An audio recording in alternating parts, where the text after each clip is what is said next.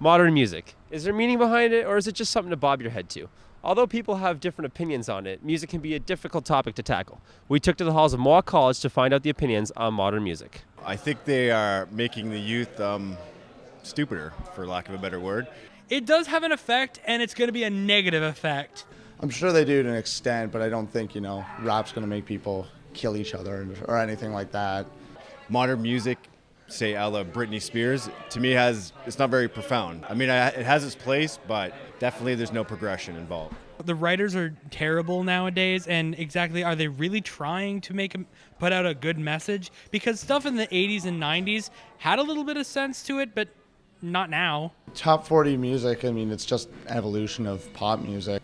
I'm sure things are getting more like sexually provocative and things like that, but I guess it's not really something you can control. It's had an effect that way, I'm sure, but then again, I don't think it's going to make 10-year-olds start sleeping with other 10-year-olds or anything like that.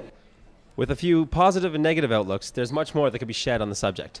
We caught up with Andrew Bell, the music director of the college radio station Indie 101.5 FM.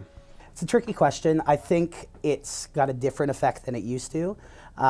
Modern music specifically, it's so easy to create, and it's so easy. There's a million bands popping up every day. I see that when it comes across my desk. So there's more music, but it takes less to put it out.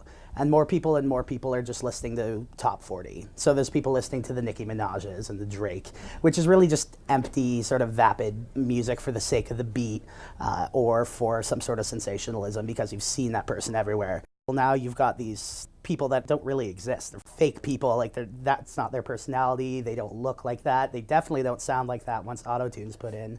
But whether or not it has more of an effect on teenage girls, I think there are a lot of celebrities who are trying to counteract that. Lady Gaga does a lot of work to try to make sure that her fans always know that they're valued no matter who they are and that they can be themselves. She has her Born Brave bus that she brings out on the road that promotes mental health and just self-esteem in general. So I think young women are as affected by celebrity status as they allow themselves to be.